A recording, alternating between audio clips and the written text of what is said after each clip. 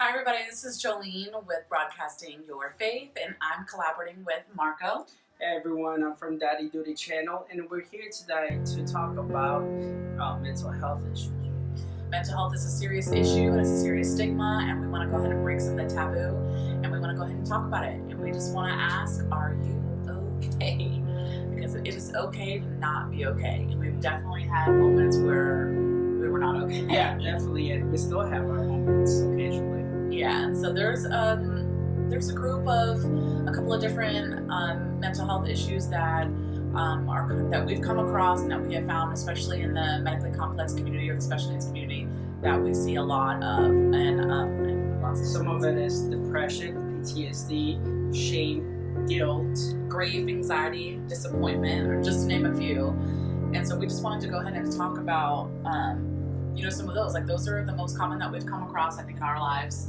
And then in talking with other special needs families, those are the most that we come across. And we just want to say that it's okay that if you're feeling any of those at any given point in time, especially on this special needs or medically complex journey. Yeah, and there's going to be a lot of highs, a lot of lows, and there's going to be moments where you just are not going to feel it for a day, maybe a week or a season. But we want to tell you that it's okay. But there are also resources that you can use, like talking to a counselor, talking to a psychologist, a trusted friend, also journaling. Exactly.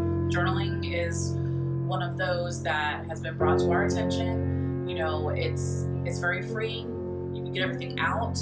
It'll help you process. We've been told before that when we've come out of traumatic situations or issues or burdens, are you guys processing the information we just told you? Are you feeling the feelings that come along with, what you were just told, whether it's a diagnosis, a surgery, or anything like that? And so we've definitely been there, and one of the ways that, is healthy to cope is journaling. And having people that you can trust and talk to, because you know what? It's okay to have somebody to be there who you can bounce off your ideas, your thoughts. Because it's so easy to get lost in your own mind, and sometimes you need somebody to tell you, like, hey, that thought is not right. You can move on and help you get out of there. And it's a way to cope with the situation. Yeah, we definitely want to, discuss, how there are some resources that when you do open up and talk to someone, they can go over and say, hey, well, you know what, here's some healthy ways to cope with that, or maybe, the ways that you're coping are not so healthy, and just finding someone you can be transparent with and feel comfortable with, so you can stay on track, so you can be healthy for yourself and for your family. Because when you're healthy with yourself and with your family, then you can take better care of the one that you love who maybe can't care for themselves. So it's so important to really look into yourself and say, where am I at today? Where am I at, and what's going on, with my mental health. And depression or any situation in mental health looks very different as it looks for a woman, for a man, for a husband, for a wife, for a child. It's even a different perspective. So we gotta know that it's not taboo to talk to somebody. It's alright to be open, and it can be also free. Absolutely. And we do have another perspective that we want to bring, and so we will pause this video in just a moment, and we will bring in our friend who will have the perspective from her childhood that she can share on mental health. So if you guys have any questions or concerns, go ahead and subscribe and let us know.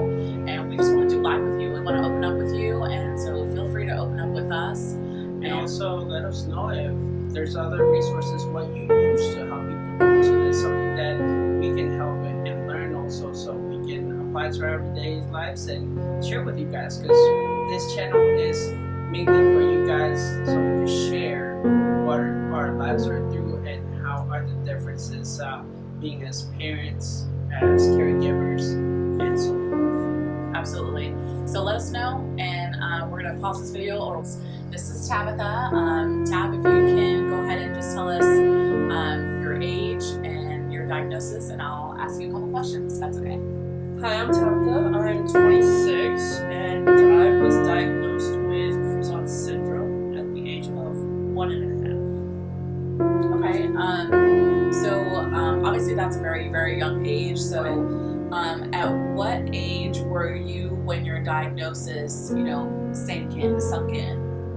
I was actually 8 years old when it hit me that my diagnosis was definitely a lot different than anybody else. I was in elementary school and I got picked on by a bunch of kids. And one of the things that they were saying is, oh, your head is different, or you look different, and it hit me that I was different. So you were about the age of my son. My son's about to be 8 years old in July, and so you were kind of bullied for having a different facial features or a different shape to your head. And my son has a similar facial features, but he is in a wheelchair and he does have a different look to him. So it's like I can definitely relate to that from a parent's perspective. So how did that affect you, at that age, and I guess growing up?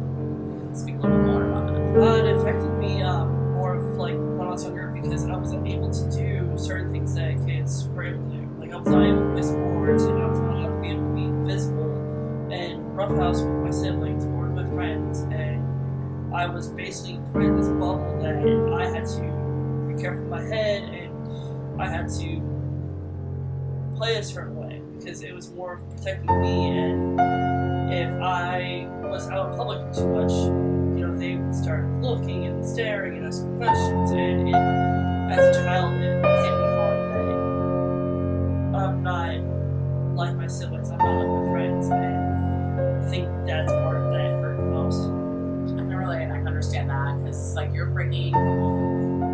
vocalizing what children like mine who are considered non-verbal are probably thinking and feeling but cannot express. He does, my son does express himself in different ways, but it doesn't come out, I'm sure, like how he really wants it to. So it's like, I think a lot of other parents, caregivers can relate to you sharing that perspective because it helps us say, okay, and remind us like, hey, he does have a voice, and there is stuff that he thinks and feels and that he probably cannot express or communicate properly. And that can be, that can actually turn into, mental health, issues. Yeah. And so at what age were you when mental health was a true factor? So I was 15, 16 years old when mental health was like really affecting me. I was diagnosed officially at 16 with depression and anxiety, but I was going to therapy at 15 for depression and anxiety and a lot of the things for issues that were unrelated, but that happened next door. Yeah. And one of the things I found was that talking to my therapist helped a lot, and I got into drawing really well. That seemed to distract me. A healthy coping mechanism. Yeah. Okay. And then writing things out, being able to fully express myself, because I denied medications, I denied anything that would basically help me, because I wanted to feel my feelings, I wanted to feel everything, but I wanted to feel it in a healthy way. Well, I appreciate you sharing that perspective. I definitely relate on many levels, and I'm sure children and adults and caregivers can also relate, and you bring that fresh perspective. So I appreciate that. Thanks for being here. You guys, let us know if you have any questions or any topics that you want us to share on the next video, and we'll be happy to do so. So thank you guys so much. Please subscribe to Broadcasting Your Faith and Daddy Duty 2.0. Have a good night, you guys. Bye.